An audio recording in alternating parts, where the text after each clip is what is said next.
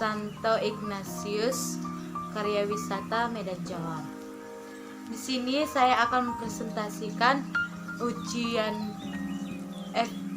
ujian formatif 2 kami yang dalam materi PPKN dengan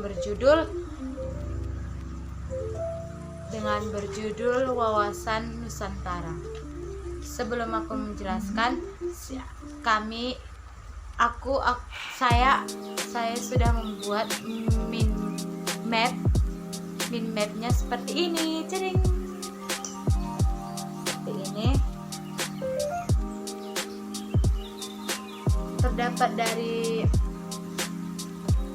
mind map ini yang berjudul Wawasan Nusantara. Sebelum saya akan mempresentasikannya, saya akan menunjukkan tata-tata di mana pengelompokannya berada dan penetapan tempatnya di mana. Pengertiannya di dalam kolom sini, yang 3 kolom ini itu adalah hasil pendapat pengertian dari wawasan Nusantara tersebut. Ada 3 unsur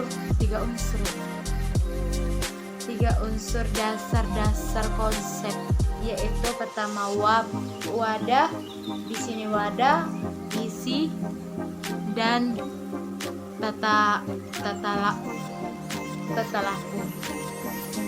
Dan di kota ini ada hakikatnya, di sini ada asasnya, dan di sini ada konsep wawasan Nusantaranya secara umum. Mari kita akan di sini aku akan menjelaskannya dalam pengertian mind map tersebut yang saya buat. Dalam unsur wawasan Nusantara, wawasan Nusantara dapat diartikan dalam wawasan, di mana wawasan itu artinya cara pandang kita melihat seseorang, seperti itu secara umumnya. Cara pandang, cara kita melihat, begitu, dan cara kita menilai, dan cara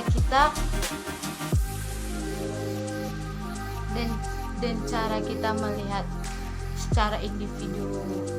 Kita tinjau cara peninjauan individual kita, dan itu wawasan nih. Ini sekarang Nusantara dapat dibedakan dengan Nusa dan Antara, di mana artinya itu berdua. Dalam pengertian 2 kata itu ialah suatu wilayah yang memiliki yang memiliki penilaian atau menggambarkan suatu wilayah terdapat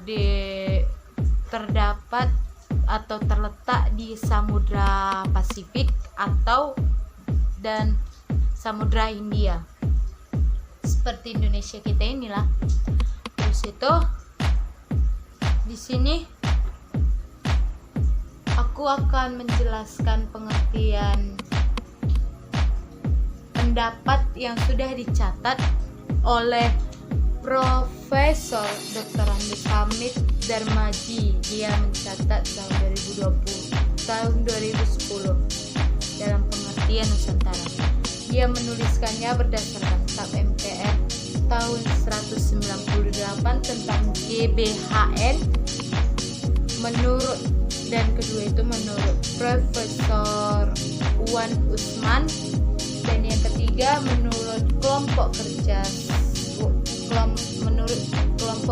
wawasan Nusantara tahun 1999. Dalam pengertian 3 yang pendapat mereka itu yang sudah dicatat oleh Profesor Dr. Andes Hamid Darmaji itu, yang pertama berdasarkan Kitab MPR tahun 1900 tentang GBHN itu, bahwa Nusantara adalah cara pandang atau dan sikap bangsa Indonesia mengenai diri dan lingkungannya dengan mengutamakan persatuan dan kesatuan serta kesatuan wilayah dalam menyelenggarakan kehidupan bermasyarakat, berbangsa dan bernegara untuk mengenai tujuan nasional. Dan yang kedua itu menurut Profesor Ewan Usman bahwa Nusantara adalah cara pandang bangsa Indonesia mengenai diri dan tanah air sebagai negara berkepulauan dan semua aspek berkehidupan yang beragam. Artinya di sini beragam nih banyak contoh macam satu wilayah tapi beragam jenis, beragam suku, ras atau agama.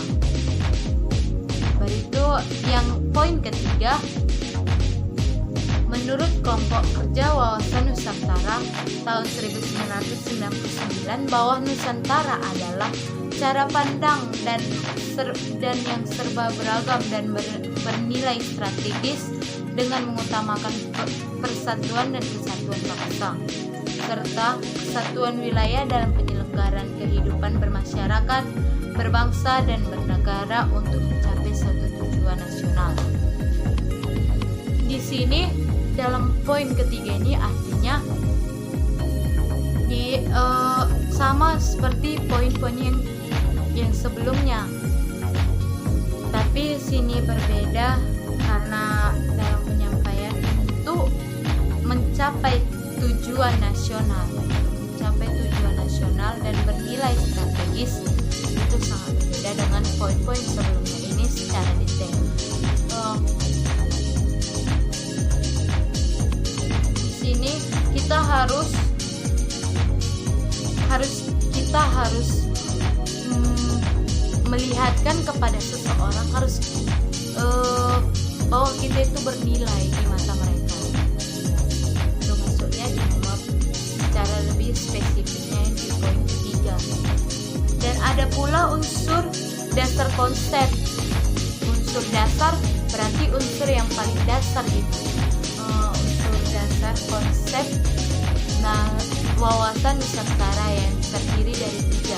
Pertama wadah, kedua isi, dan ketiga tata laku. Di mana wadah ini itu adalah tempat. Kan? Wadah artinya tempat. Maka kita jabarkan dengan pengertian wawasan wadah ini di tempat kita nilaikan dengan kita wawasankan bahwa wadah itu ditempatkan wawasan Nusantara ini dalam arti tempat kita bernegara, bermasyarakat, berbangsa dan berbagai kegiatan kenegaraan lain supaya yang meliputi seluruh wilayah Indonesia. Dan ada pula poin kedua nih. Poin kedua adalah isi. Isi dalam pengertian dari wawasan Nusantara ini adalah di mana aspirasi bangsa yang berkembang di masyarakat dan cita-cita serta tujuan nasional dalam pembukaan Undang-Undang NRI tahun 1945. Dan ada poin ketiga. Poin ketiga adalah tata laku. Tata laku dalam pengertian di tempat pengertian wawasan Nusantara ini, tata laku itu sangat dapat dilakukan. Dalam pengertiannya ialah tata laku otomatis dengan cara kita bertindak, cara kita berperilaku, dan cara kita sifat kita bagaimana, itu maksudnya tata laku. Tapi secara lebih spesifiknya tata laku yang terlihat mencerminkan dalam tindakan nih kan, betul, dalam tindakan, perbuatan, dan perilaku dalam menyikapi dan mengatasi berbagai persoalan bangsa dengan memperkuat jati diri dan kepribadian bangsa Indonesia. Nah, dan ada pula poin, ada yang di hakikat. Ada hakikat wawasan Nusantara ini dapat dijabarkan oleh menurut dua orang menurut penurutannya dalam hakikat ini, ialah yang pertama menurut Sumarsono DKK 2006 dan menurut Sarina DKK 2016, di mana menurut Sumarsono DKK 2006 adalah keutuhan Nusantara dalam pengertian cara pandang yang selalu utuh, menyeluruh dalam lingkup Nusantara demi kepentingan nasional. Dan begitu pula menurut Sarina DKK 2016, bahwa ia mengatakan bahwa kita memandang bangsa Indonesia dengan Nusantara sebagai satu kesatuan. Maksudnya sebagai satu kesatuan. Sebagai satu kesatuan ini kita harus dalam satu pikiran, satu kekuatan, dan satu pendapat. Seperti itu supaya kita dapat membentuk suatu wawasan Nusantara yang utuh. Dan ada pula asasnya. Asas yaitu kepentingan yang sama. Di mana pengertian dari asas kepentingan yang sama ini ialah ialah kepentingan yang sama, yaitu maksudnya yaitu menghadapi penjajahan baru. Bangsa Indonesia telah menghadapi penjajahan secara spesifik dari berbagai bangsa asing. Itu maksudnya kepentingan yang sama. Kita harus memiliki prinsip untuk sesuatu yang kita kerjakan harus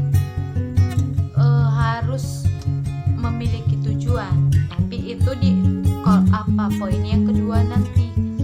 Tapi sebelum ke tujuan kita harus memiliki kepentingan yang sama.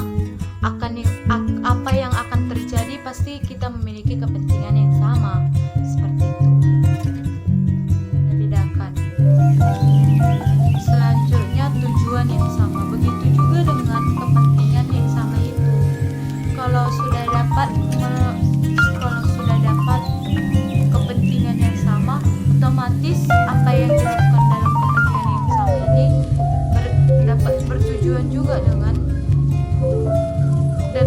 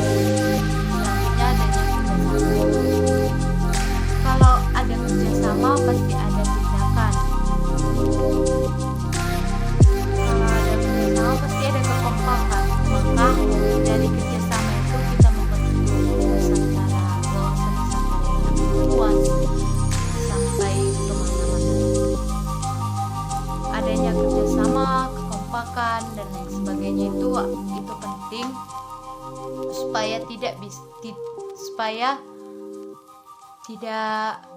supaya dalam satu pikiran dan tidak membeda-bedakan. Dan terakhir adanya kesetiaan. Kesetiaan ini terhadap kesepakatan bersama untuk mencari bangsa dan mendirikan negara Indonesia. Maksudnya kesetiaan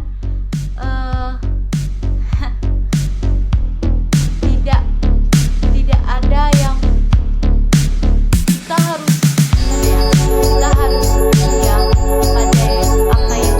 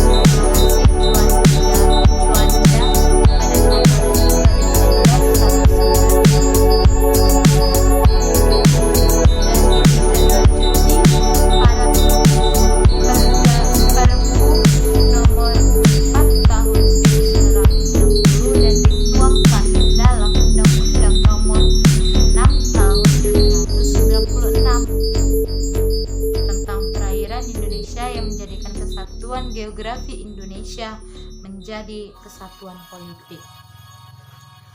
Baik, konsep yang kedua, konsep kesatuan ekonomi. Dalam arti pertama, satu kekayaan wilayah Nusantara harus kita miliki.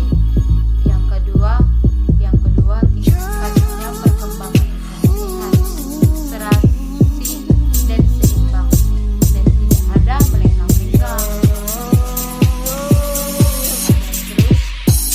Terus yang kedua,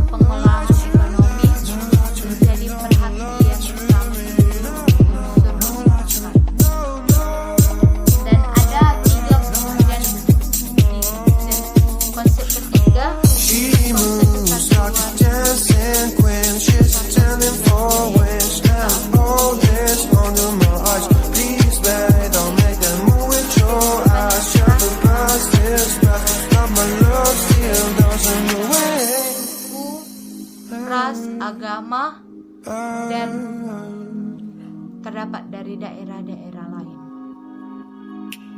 Dan kita memiliki budaya Indonesia pada hakikat adalah satu. Don't lie to me about your just about falling in love. What makes you happy, what makes you drown, but what you want, what makes you bad. And give me a chance to make things right, but just be honest for once in a while. It was a part of a silly joke. Well, isn't fun, it can stand no more. Don't lie to me, don't lie to me about your just about falling in love. What makes you happy, what makes you drown, but what you want, what makes you bad. And give me a chance to make things right, but just be honest for once in a while. It was a part of a silly joke. Well, isn't fun, it can stand no more. Don't lie to me, don't lie to me about your just about falling in love. What makes you happy, what makes you drown, but what you want, what makes you bad. And give me a chance to make things right, but just be honest for once in a while. It was a part of a silly joke. Well, isn't fun, it can stand no more.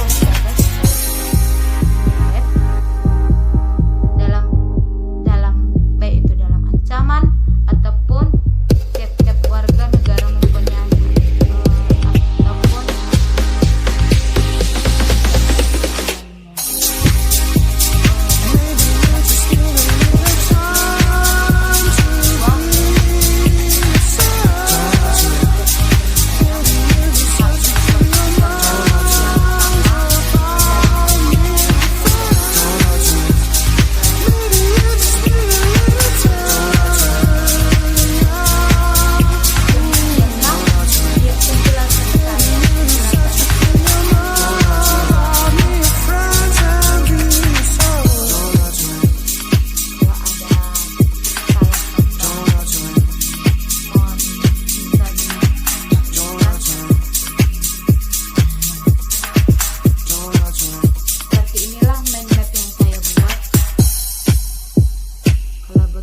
jelas, saya